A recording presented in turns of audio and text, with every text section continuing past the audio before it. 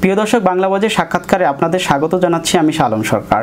আজ আমার সাথে রয়েছেন বাংলাদেশ জাতীয়তাবাদী দল বিএনপির নির্বাহী কমিটির সদস্য ও সিরাজগঞ্জ জেলার বিএনপির সাধারণ সম্পাদক সাইদুর রহমান বাচ্চু।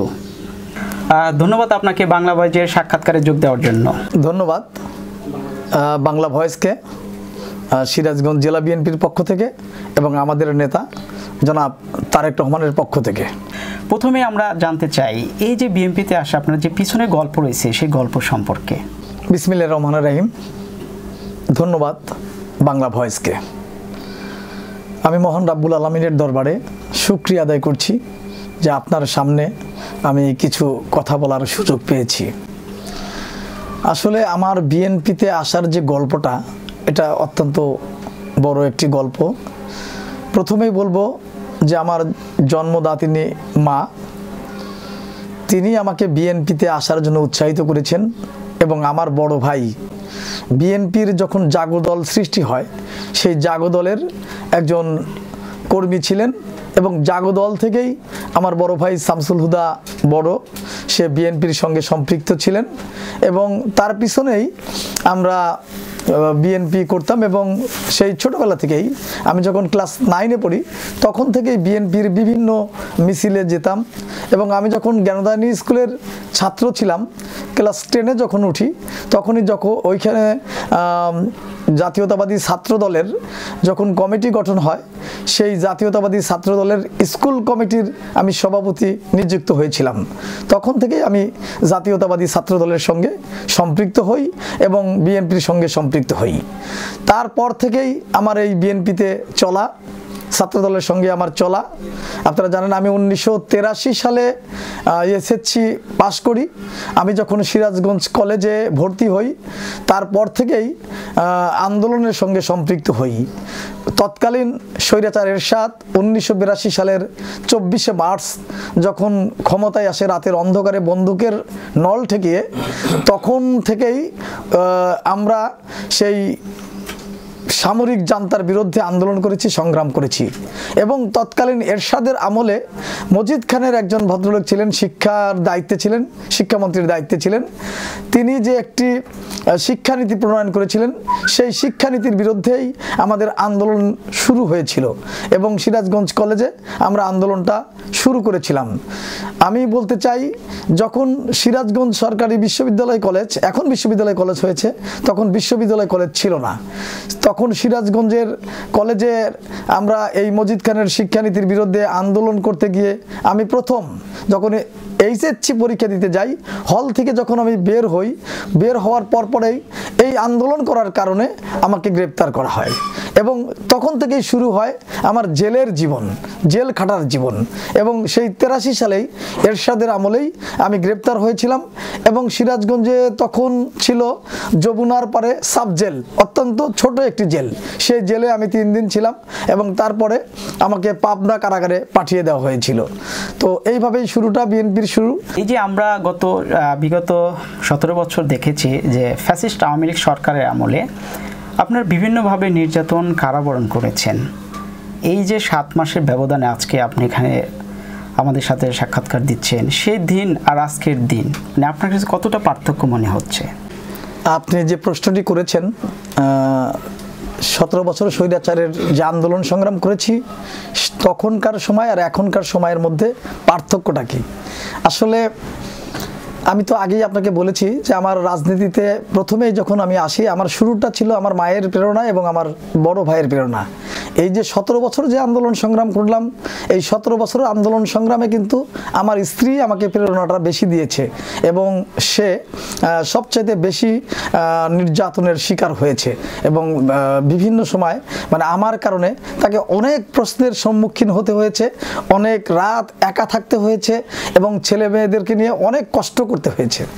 তা আমি যেটি বলতে চাই, আমাদের তো মূল উদ্দেশ্য ছিল যে 17 বছর যে একটি স্বৈরাচারিণী সরকার যে জগদ্দল পাথরের মতো বাংলাদেশের মানুষের ঘাড়ে চেপে বসে আছে এবং এককভাবে অন্যায় করছে এবং এই ক্ষমতায় বসে থেকে যেহেতু 2008 সালের পর থেকেই তারা মানুষকে ধোঁকা দিয়ে ক্ষমতায় এসেছিল, মানুষকে বলেছিল যে তারা রাষ্ট্রীয় ক্ষমতায় আসলে 10 টাকা সের চাউল খাওয়াবে, বিনামূল্যে সার দেবে, ঘরে ঘরে চাকরি দিবে, এই সকল ধোঁকা দিয়ে একতরফা একটি নির্বাচন করে নিয়েছিল। সেই নির্বাচনের মধ্য দিয়েই তারা ক্ষমতায় এসেছিল এবং পরবর্তী সময়ে তাদের ক্ষমতাটাকে পাকাপোক্ত করার জন্য গণতন্ত্রকে গলা টিপে হত্যা করেছিল। গণতন্ত্রের লেবাস নিয়ে গণতন্ত্রকে হত্যা করে স্বৈরতন্ত্র কায়েম করেছিল। প্রত্যেকটা প্রতিষ্ঠানকে দলীয়করণ করেছিল এবং বিশেষ করে নির্বাচনী ব্যবস্থাটাকেই ধ্বংস করে দিয়েছিল। আপনারা জানেন যে 14 সালের যে নির্বাচন হয় সেই নির্বাচনে কিন্তু কোনো ভোটাররা ভোট কেন্দ্রে যায় নাই। সেদিন আপনারা ভোট কেন্দ্রের চিত্র দেখেছেন, কুকুর শিয়ালেরা ভোট কেন্দ্রে অবস্থান করেছে এবং তখন কিন্তু 156টা সংসদ নির্বাচনের সিট কিন্তু বিনা প্রতিদ্বন্দ্বিতায়, বিনা ভোটে তাদের ঘোষণা করা হয়েছিল। অর্থাৎ তাদের বিরুদ্ধে কোনো প্রার্থী ছিল না, তাদের বিরুদ্ধে কোনো প্রার্থীকে দাঁড় করাতে দেয় নাই। একতরফা নির্বাচন করে 14 সালেও কিন্তু তারা রাষ্ট্রীয় ক্ষমতায় আসে। তখনও কিন্তু বিএনপি ভোট বর্জন করেছিল এবং বিএনপির দাবি ছিল যে নির্দলীয় নিরপেক্ষ তত্ত্বাবধায়ক সরকারের অধীনে নির্বাচন দিতে হবে। নির্দলীয় নিরপেক্ষ তত্ত্বাবধায়ক সরকারের অধীনে যদি নির্বাচন না হয় তাহলে এই নির্বাচন আওয়ামী লীগের একতরফা নির্বাচন হবে। সেই কারণে বিএনপি কিন্তু 14 সালের নির্বাচন বর্জন করেছিল এবং তারা একতরফাভাবেই রাষ্ট্রীয় ক্ষমতায় এসেছিল এবং রাষ্ট্রীয় ক্ষমতায় এসে সকল প্রতিষ্ঠানকে ধ্বংস করে দিয়েছিল। বিশেষ করে নির্বাচনিক কোনো ব্যবস্থাই ছিল না। নির্বাচনের যে মানুষ যে নির্বাচনের প্রতি শ্রদ্ধা, সেই নির্বাচনের প্রতি শ্রদ্ধাটা কিন্তু মানুষ হারিয়ে ফেলেছিল এবং তারা ক্ষমতায় এসে আপনার স্কুল, কলেজ, মসজিদ, মাদ্রাসা, আপনার মন্দির, গির্জা, র্যাব, পুলিশ, আইন সকল বিষয়কে তারা দলীয়করণ করে মানুষের স্বাধীনতা হরণ করে নিয়েছিল। বিশেষ করে সংবাদপত্রেরও কিন্তু স্বাধীনতা হরণ করেছিলেন এবং সংবাদপত্রের সংবাদকর্মীরা আজকে যেভাবে আপনি আমার সাক্ষাৎকারটা নিচ্ছেন, তখন কিন্তু আপনারাও এইভাবে সাক্ষাৎকার নিতে পারতেন না এবং আমিও যেভাবে স্বাধীনভাবে কথা বলছি সেটা কিন্তু পারতাম না। এই যে পার্থক্যটা কিন্তু এখানেই। আজকে আপনার সামনে যেভাবে আমি কথা বলতে পারছি, এই ফ্যাসিস্ট সরকারের আমলে সেইভাবে কিন্তু আমি কথা বলতে পারতাম না এবং আপনারা সাংবাদিকরাও কিন্তু এইভাবে সরাসরি প্রশ্নটা করতে পারতেন না। আপনাদের সাংবাদিকরাও কিন্তু অনেকেই নির্যাতিত হয়েছে এবং সাংবাদিকরা বস্তুনিষ্ঠ সংবাদ পরিবেশন করার কারণে অনেক সাংবাদিকের উপরে নির্যাতন হয়েছে, অনেক সাংবাদিককে হত্যা করা হয়েছে। এই যে সাগর রুনিকে হত্যা করা হলো, 2 জন বিশিষ্ট সাংবাদিককে, এই সাগর রুনিকে হত্যা করার পরে বাংলাদেশের বিভিন্ন সাংবাদিকরা কিন্তু এই হত্যাকাণ্ডের বিচার চেয়েছে। আমরা যারা বিএনপি করি আমরা বিচার চেয়েছি, সাধারণ নাগরিকরা বিচার চেয়েছে, কিন্তু এই সাগর রুনির হত্যার বিচার কিন্তু তারা করেন নাই এবং এটা সামনেই নিয়ে আসতে দেয়নি। তাই আমি মনে করি যে যে প্রশ্নটি আপনি করেছেন এখানেই কিন্তু পার্থক্য তখনকার 17 বছর আগের আর এখনকার। আর আমাদের একটা চিন্তা ছিল যে আমরা আন্দোলন সংগ্রামের মধ্য দিয়ে এই স্বৈরাচার হাসিনা যে দেশের প্রতিষ্ঠানকে ধ্বংস করেছে, বিশেষ করে 3টা প্রতিষ্ঠানকে বেশি ধ্বংস করেছে, সেটা হলো যে ব্যাংক সেক্টরটা লুটপাট করে ব্যাংক সেক্টরটাকে একদম ধ্বংস করে দিয়েছে। মানুষ কিন্তু ব্যাংকে টাকা রাখতে এখন ভয় পায় এবং 5ই আগস্টের পরে দেখা গেছে যে ব্যাংকের প্রতি মানুষের এত অনীহা যে ব্যাংকে টাকা তারা রাখবে কিনা এবং তারা খুবই অনিশ্চয়তার মধ্যে পড়েছিল। তারা যে টাকাগুলি রেখেছিল সেই টাকাগুলো উঠাতে পারবে কিনা, সেই টাকাগুলো ফেরত পাবে কিনা, এরকম কিন্তু সাধারণ যারা ব্যাংকে টাকা রেখেছিল তাদের মধ্যে কিন্তু একটা উৎকণ্ঠা ছিল যে এই টাকাগুলো আসলে তুলতে পারবে কিনা। সেই কারণে আমি বলতে চাই ব্যাংক সেক্টরটা একেবারেই ধ্বংস করে দিয়েছিল। আরেকটি হচ্ছিল পুলিশ। এই পুলিশকে কিন্তু আওয়ামী লীগ একদম দলীয়করণ করেছিল এবং কতিপয় তার হাসিনার যে পুলিশ দিয়ে, অফিসার দিয়ে একদম পুরো দেশটা চালিয়েছে এবং যত গুম খুন তার কতিপয় তার নিজস্ব পুলিশ বাহিনী দিয়ে এগুলি করার কারণে পুলিশ বাহিনীর প্রতি, এই ডিপার্টমেন্টের প্রতি কিন্তু মানুষের একটা অনাস্থার দিকে এসেছিল। যে পুলিশ কিন্তু বাংলাদেশের গৌরবান্বিত পুলিশ। আপনারা সকলেই জানেন পুলিশের কিন্তু একটা গৌরবময় ইতিহাস আছে। যখন স্বাধীনতা যুদ্ধ হয়, এই স্বাধীনতা যুদ্ধের সময় কিন্তু রাজারবাগ পুলিশ লাইন থেকে সর্বপ্রথম এই পুলিশ ডিপার্টমেন্ট কিন্তু ওই হানাদার বাহিনীর বিরুদ্ধে আপনার লড়াই করেছিল এবং প্রতিবাদ করেছিল এই পুলিশ বাহিনী। সেই গৌরবময় পুলিশ বাহিনীকে হাসিনার সরকার জনগণের মুখোমুখি করে দিয়েছিল এবং পুলিশের যে ভাবমূর্তিটাকে একেবারেই নষ্ট করে দিয়েছিল। তো এই পুলিশ ডিপার্টমেন্টটাও কিন্তু হাসিনা একদম ক্ষতিগ্রস্ত করেছিল কতিপয় পুলিশের জন্য, সব পুলিশ কিন্তু এর জন্য দায়ী না। যে আমরা জানি আপনি মেয়র না, তারপরে আপনি মেয়র নামে খ্যাতি অর্জন করেছেন। এই যে খ্যাতি অর্জন করেছেন, আসলে এর পিছনে কি গল্প রয়েছে বা কিভাবে হলেন মেয়র বলেন? ধন্যবাদ। আসলে আমি মেয়র না, কিন্তু মেয়রের নির্বাচনটা আমি করেছিলাম। লাস্ট যে মেয়র নির্বাচন হলো সেই নির্বাচনে আমি অংশগ্রহণ করেছিলাম। আসলে আমার ভোটটা জোর করে কেটে নেওয়া হয়েছিল, যেহেতু মানুষের ভোট অধিকার দেওয়ার অধিকার ছিল না এবং ভোট কেন্দ্রে মানুষ খুব বেশি যায় নাই, মাত্র 2 ঘন্টা মানুষ একটু ভোট দেওয়ার সুযোগ পেয়েছিল এবং 2 ঘন্টার মধ্যেই আমার অনেক ভোট পড়েছিল। যার কারণে মানুষ জানে যে যদি ফেয়ার নির্বাচন হতো তখন, তাহলে সেই নির্বাচনে আমি মেয়র নির্বাচিত হতাম। যার কারণে এটা সাধারণ মানুষ হয়তো বুঝতে পেরেছে যে আমার যে হকটা কেড়ে নেওয়া হয়েছে জোরপূর্বক। সেই কারণেই মানুষ বলে যে আমি জনতার মেয়র। আর জনতার মেয়রটা বলার কিছু কারণও আছে। আমি আসলে সাধারণ মানুষের খুব পাশে থাকি। যখন যে কোনো অবস্থায় আমাকে যদি কোনো ব্যক্তি ডাকে যে কোনো কারণে, আমি তৎক্ষণিক সেই মানুষের পাশে দাঁড়াই। এবং সিরাজগঞ্জ নিয়ে আমার অনেকগুলি চিন্তাভাবনা রয়েছে এবং এইগুলি আমি বিভিন্ন সময় বলার কারণে, সাধারণ মানুষের পাশে থাকার কারণে সেই জন্য মানুষ বলে। এবং আমি যেহেতু একদম শুরু থেকেই রাজনীতির সাথে সম্পৃক্ত এবং সামাজিক কর্মকাণ্ডের সাথে সম্পৃক্ত এবং এই যে সাম্প্রদায়িকতা রক্ষার কারণে আমি যেহেতু কখনো আপোষ করি না, সকল বিষয়ে সকল মানুষের সাথে সমব্যবহার করি, মানুষের সাথে ভালো ব্যবহার করি, যার কারণে মানুষ আমাকে জনতার মেয়র বলে মনে হয় মানুষ এই কারণেই বলে। আচ্ছা, তবে আমি বলতে চাই যে আমি আসলে মেয়র হতে চাই না। আমি যদি কখনো এই সিরাজগঞ্জ পৌরসভার জনগণ আমাকে ভোট দিয়ে কখনো নির্বাচিত করে, তাহলে আমি নিজেকে জনগণের খাদেম হিসেবেই নিজেকে বলবো, মেয়র হিসেবে আমি নিজেকে বলবো না, মেয়র হিসেবে না। আচ্ছা, সিরাজগঞ্জ নিয়ে কি কোনো পরিকল্পনা বা সিরাজগঞ্জকে কিভাবে সাজাতে চাচ্ছেন আপনি, মানে আপনার পরিকল্পনা কি সিরাজগঞ্জটাকে নিয়ে? আসলে আপনি যে প্রশ্নটি করেছেন, আমি সিরাজগঞ্জকে নিয়ে আমি ভাবি। আপনি জানেন যে আমাদের সিরাজগঞ্জ কিন্তু নদী ভাঙ্গন এলাকার অঞ্চল এবং একটা সময় মানুষ কিন্তু রাতে যখন ঘুমাতে যেত তখন কিন্তু মানুষ আয়তুল কুরসি পড়ে ঘুমাতো, যারা মুসলমান ধর্ম করে। তো যে সকালে উঠে দেখবো কিনা যে আমার বাড়িটা নদী গর্ভে বিলীন হয়েছে কিনা।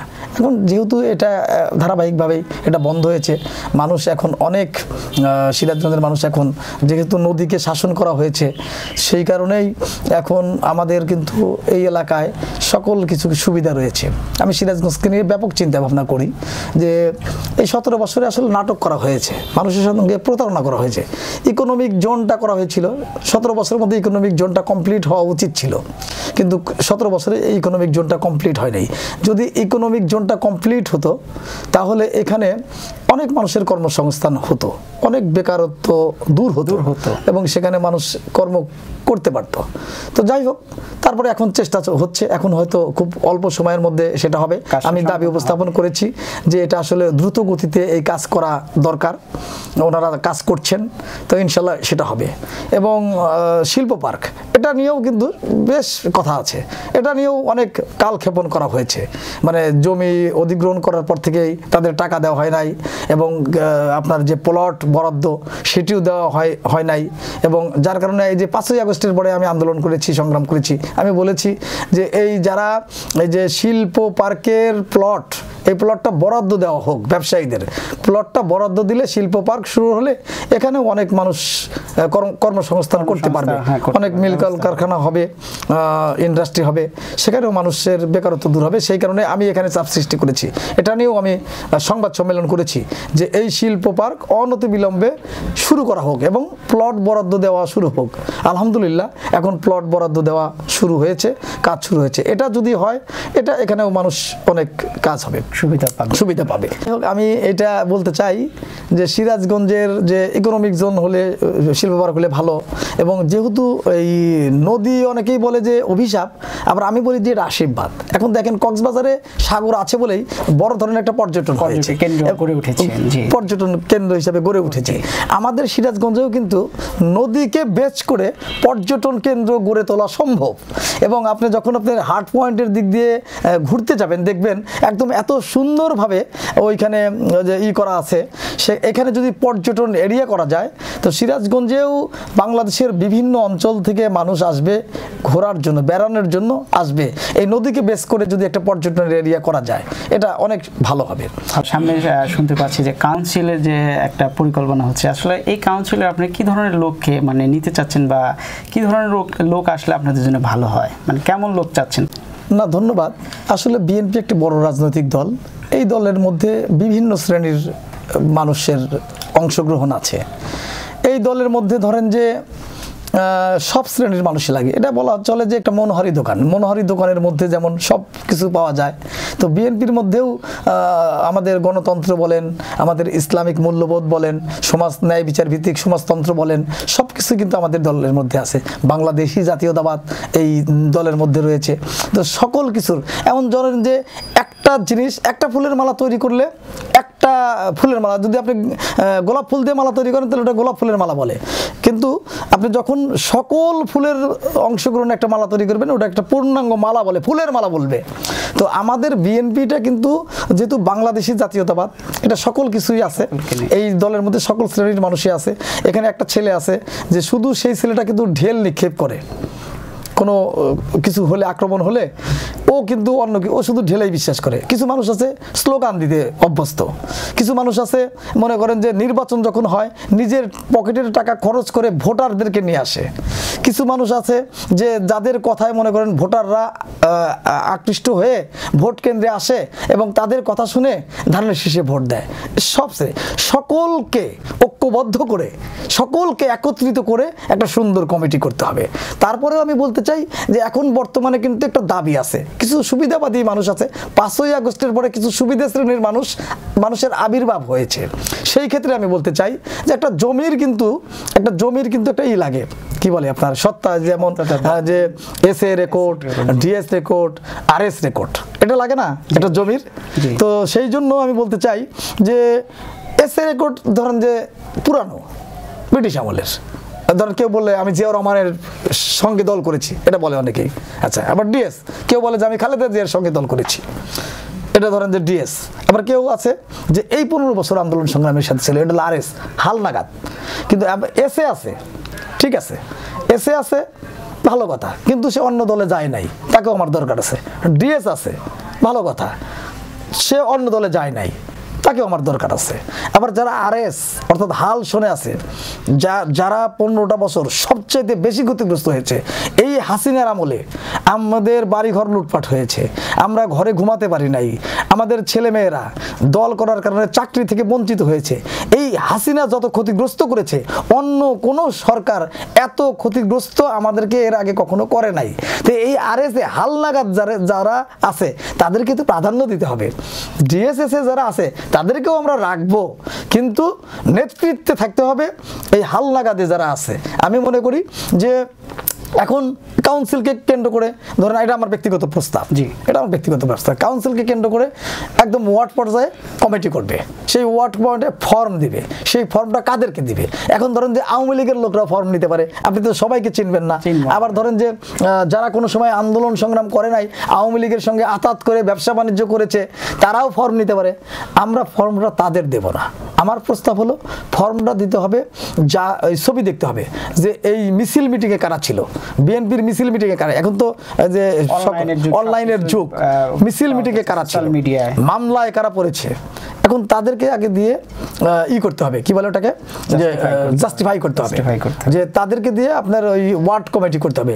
সেই ওয়ার্ডের নেতৃবৃন্দের ভোটে আবার শহর হতে হবে। আমরা দেখেছি 5ই আগস্টের পর আপনি সিরাজগঞ্জ শহরের রেল পয়েন্টে রয়েছে, ফায়ার সার্ভিস রয়েছে, এইগুলো বিষয় নিয়ে আপনি আন্দোলন করেছেন, হঠাৎ কেন এই উদ্যোগটা নিয়েছিলেন আপনি? ধন্যবাদ। আসলে সিরাজগঞ্জের প্রতি আমার একটা ভালোবাসা আছে, একটা মায়া আছে। সিরাজগঞ্জের মানুষ ভালো থাকলে আমরা ভালো থাকবো। রাজনীতিটা আসলে করি তো সিরাজগঞ্জের জন্যই আসলে মূলত, যদিও জাতির জন্য রাজনীতি করা, জাতীয় রাজনীতির সঙ্গে আমি সম্পৃক্ত, কিন্তু সিরাজগঞ্জের কিছু সমস্যা আছে, এই সমস্যাগুলি আসলে উপস্থাপন করা দরকার, এই সমস্যাগুলি সমাধান হওয়া দরকার। আমি এর আগেও বক্তব্যে বলেছি যে আমরা সিরাজগঞ্জবাসী প্রত্যেকটা আন্দোলন সংগ্রামে ভূমিকা রাখি। আপনার একদম 52 থেকে শুরু করবেন, 52 আন্দোলনে ভাষামতি ছাত্র সিরাজগঞ্জের সন্তান, আপনার 71-এর মানুষ 16 ডিসেম্বরের বিজয় করে আমাদের হানাদার বাহিনীর যুদ্ধে কিন্তু সিরাজগঞ্জের মুক্তিযোদ্ধারা 14 ডিসেম্বরে তারা বিজয় অর্জন করছে, হানাদার মুক্ত করেছে। আপনার এরশাদ বিরোধী আন্দোলনে জিহাদ, সিরাজগঞ্জের জিহাদ রক্ত দিয়েছে।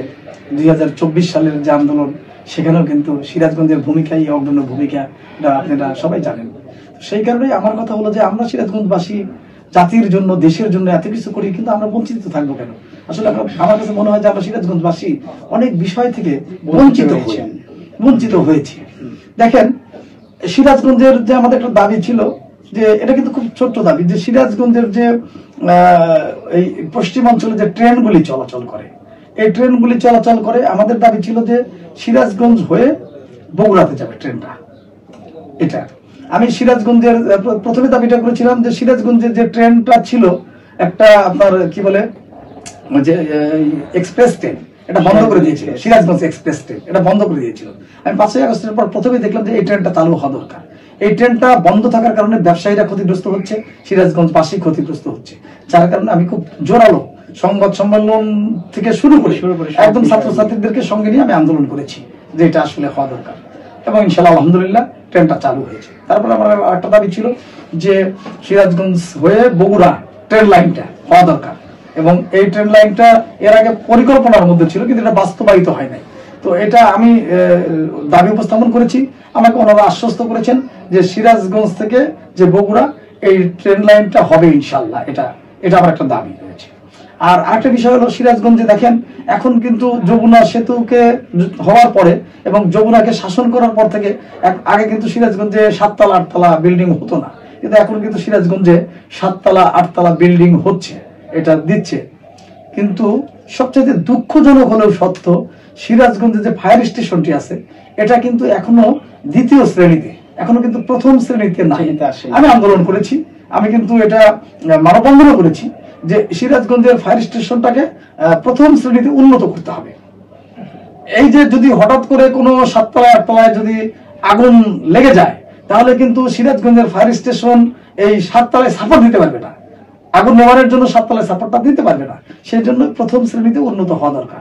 এবং ফায়ার স্টেশনটা যে এক কর্নারে রয়েছে, ওখান থেকে বের হতে এখন যেহেতু শহরটা পড়ে অনেক সময় লেগে যায়, সেই জন্য আমি আমার দাবিতে বলেছি যে অন্তত পক্ষে 2টা স্টেশন থাকবে, একটা ওই সাইডে থাকবে যাতে খুব দ্রুত মুভ করতে পারে, আর একটা ওইদিকে থাকবে। 2টা পয়েন্টে 2টা থাকলে মুভ তাড়াতাড়ি করতে পারবে, এবং অগ্নি সংযোগ হলে খুব দ্রুত সময়ের মধ্যে এটা নিয়ন্ত্রণে নিয়ে আসতে পারবে। এটা আমার দাবি রয়েছে।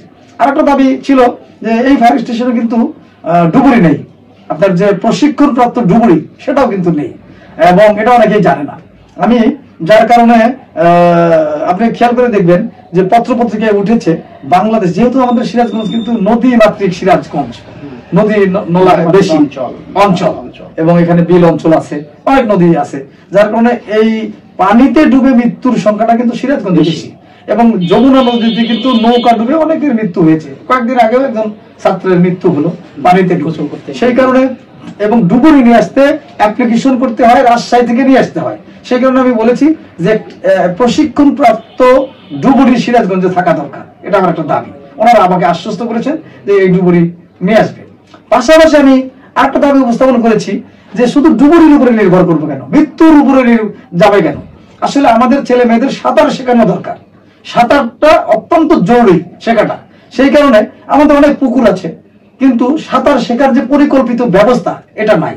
আমি যার কারণে একটা পরিকল্পনা দিয়েছি, আমি প্রস্তাবনা দিয়েছি, সেটা হলো সিরাজগঞ্জে বিশেষ করে পদ্ম পুকুরটা রয়েছে, ভিক্টোরিয়া স্কুলের ওখানে একটা পুকুর রয়েছে, সিরাজগঞ্জ কলেজের পুকুর রয়েছে, বাজার স্টেশনের পুকুর রয়েছে, কয়েকটা পুকুরকে চিহ্নিত করে এগুলা পৌরসভা থেকে অথবা স্থানীয় সরকার মন্ত্রণালয় থেকে চিহ্নিত, অন্তত 2-1টা পুকুরকে চিহ্নিত করে সেখানে যদি সুইমিং পুলের ব্যবস্থা করা যায়, ছেলে মেয়েদেরকে সাঁতার শেখানোর ব্যবস্থা করা যায়, তাহলে এটা সবচাইতে ভালো হবে। এটা আমার একটা গুরুত্বপূর্ণ, কিন্তু এটা আমার দাবি। তো সেই কারণে ওনারা এটা আশ্বস্ত করেছে, বিশেষ করে পৌরসভা আমাকে এটা নিয়ে 2 বার আমার সঙ্গে মিটিং করেছে। তারা বলেছে যে এটা আপনার ভালো একটা দাবি, এটা আমরা বাস্তবায়ন করবো ইনশাল্লাহ। ওনারা আমাকে আশ্বস্ত করেছে। এটা হলে আমার অভিভাবকরা বলেছে যে তাদের ছেলে মেয়েদের সাঁতার শেখানোর জন্য তাদের যদি কিছু অর্থ ব্যয় করতে হয়, তারা ব্যয় করতে রাজি আছেন, কারণ ছেলে মেয়েদের সাঁতার শেখাটা খুব জরুরি। আর আরেকটা বিষয় আমি বলতে চাই, সিরাজগঞ্জের দেখেন এই যে ইয়েটা কি বলে, খাল, কাটাখাল, এটা কিন্তু আমি দাবি উপস্থাপন করেছি। এই কাটাখালটা ভরাট হয়ে যাচ্ছে। একসময় এই কাটাখালিটা পুনর্খননের জন্য আমাদের সাবেক মন্ত্রী ইকবাল হাসান মাহমুদ টুকু ভাই উদ্যোগটা নিয়েছিলেন এবং করেছিলেন।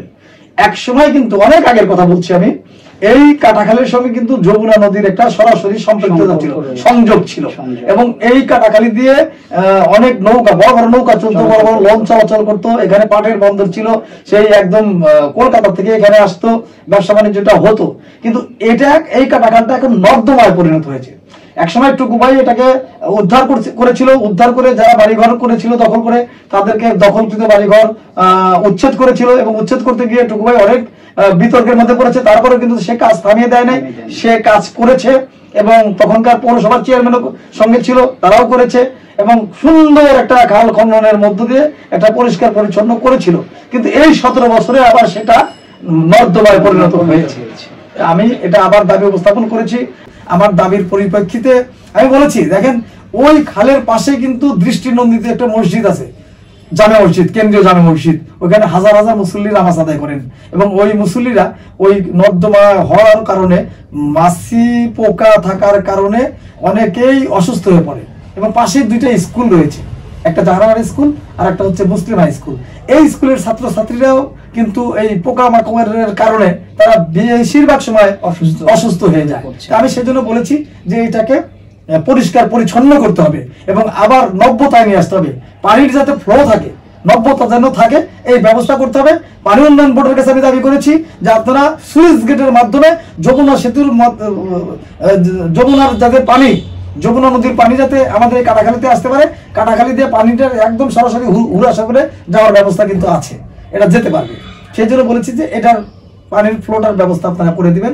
আর পাশেই দেখা যায় ওখানে গরু জবাই করে, ছাগল জবাই করে, সেই বর্জ্যগুলো কিন্তু এই খালের মধ্যে ফেলায়। তা আমি আপনাদের মাধ্যমে বলতে চাই, যারা গরু জবাই করে, খাসি জবাই করে এই বর্জ্য এই খালের মধ্যে ফেলায়, তাদেরকে আমি অনুরোধ করবো আপনারা এই বর্জ্য এই কাটাখালীর মধ্যে ফেলবেন না। পাশাপাশি পৌরবাসীর কাছে আমি অনুরোধ করবো, যত্রতত্র ভাবে আপনাদের যে ময়লা আবর্জনা যেগুলি আছে সেগুলি পৌরসভার কাছে, আমার বিশেষ করে পৌরসভার অধিবাসী যারা পৌরসভায় বসবাস করে, তাদের কাছে আমার আবেদন, এই যত্রতত্র করে ময়লা আবর্জনা গুলো যাতে কাটাখালীতে না ফেলায়, এটা আপনার মাধ্যমে তাদের কাছে আমার আবেদন থাকবে। এবং এই কাটাখালীটা যাতে সংস্কার করে, এখানে 2 পাশে রাস্তা করে, লাইটিং করে, বৃক্ষরোপণ করে যদি সৌন্দর্য বর্ধন করা যায়, তাহলে মানুষ এখানে বিনোদনের জন্য আসবে।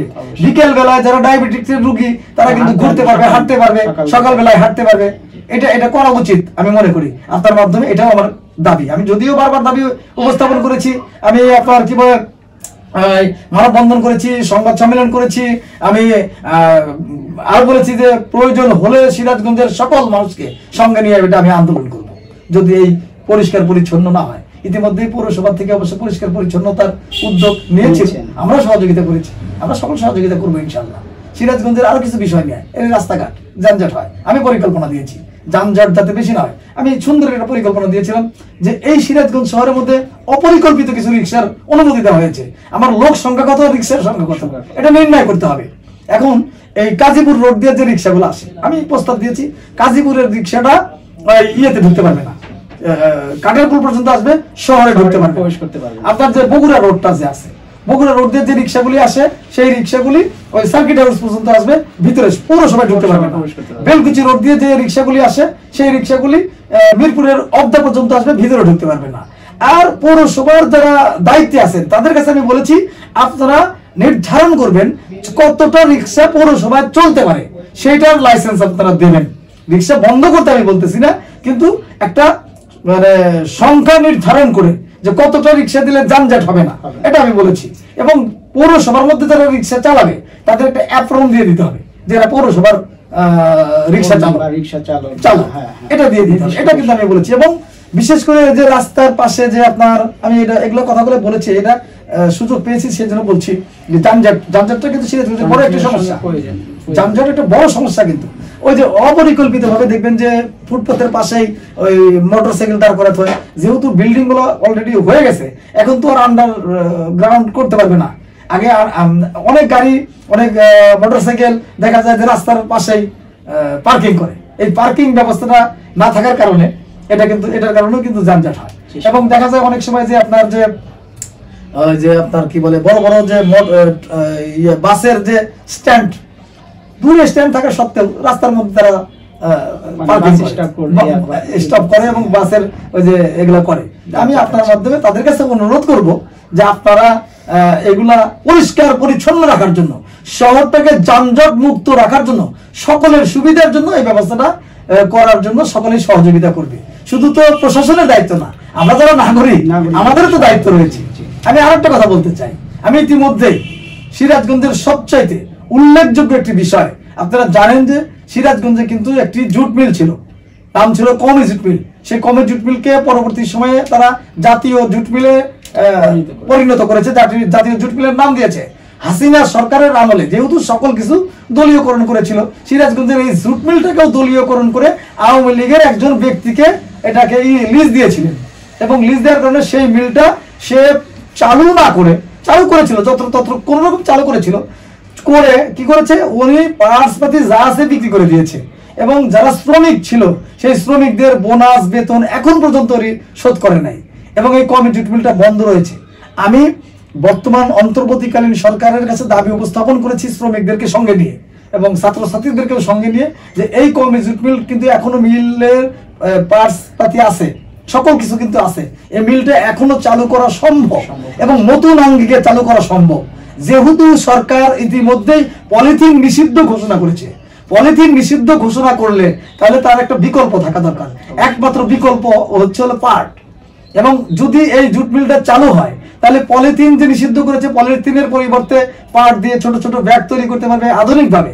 এবং জায়গায় এই কমি জুট মিলে কিন্তু বিশাল জায়গা রয়েছে, বিশাল জায়গা। এটা যদি সরকার যদি ইচ্ছা পোষণ করে এবং আমাদের দাবি যদি বাস্তবায়ন করে, এটা সম্ভব এবং নতুন আঙ্গিকে এই মিলটা চালু করা যেতে পারে এবং অনেকটাই আমরা উপকৃত হব।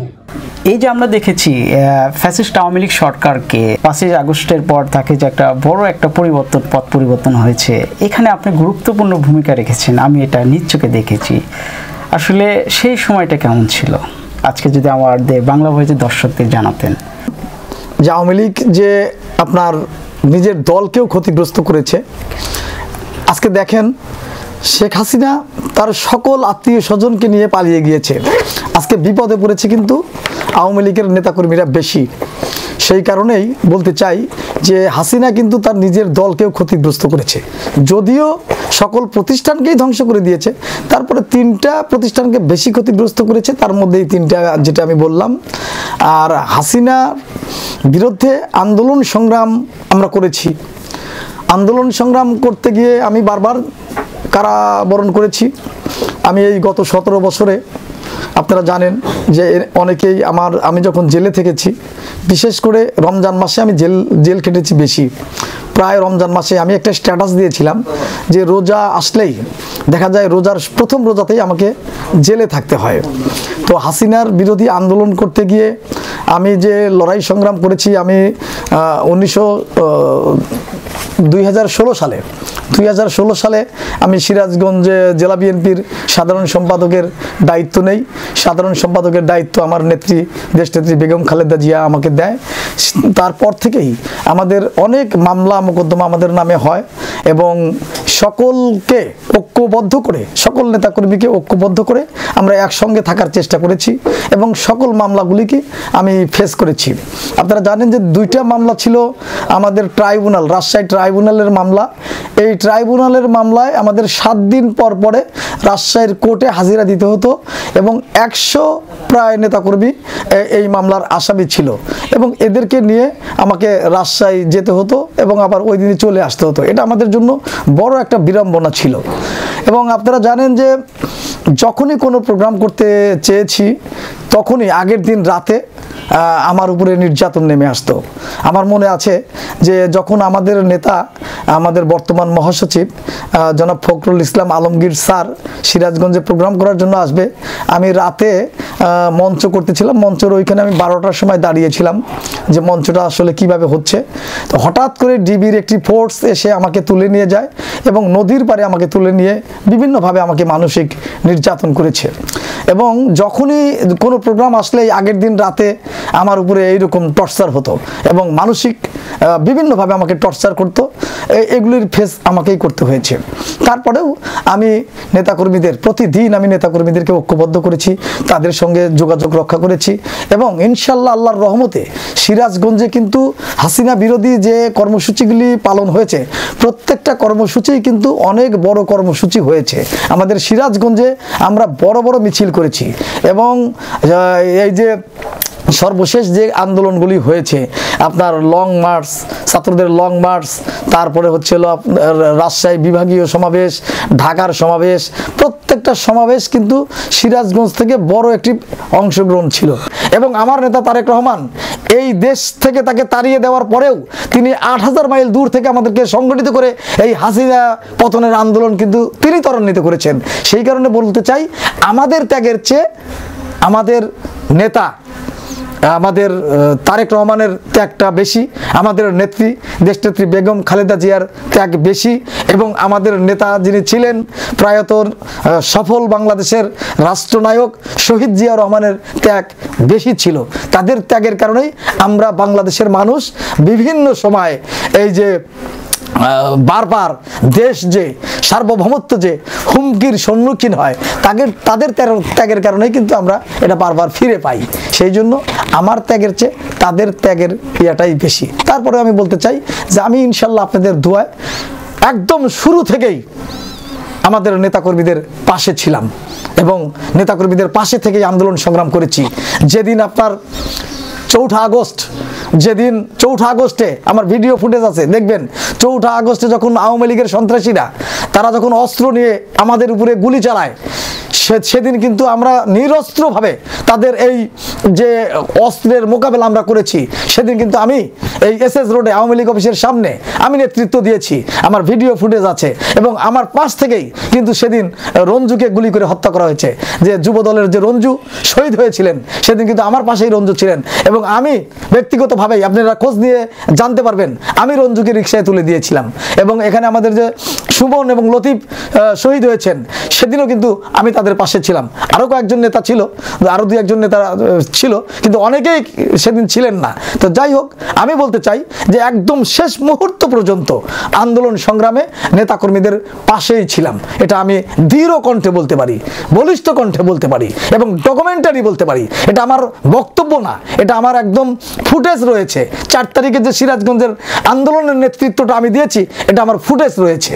তাই আমি বলতে চাই যে আমি সকল আন্দোলন সংগ্রামে ছিলাম।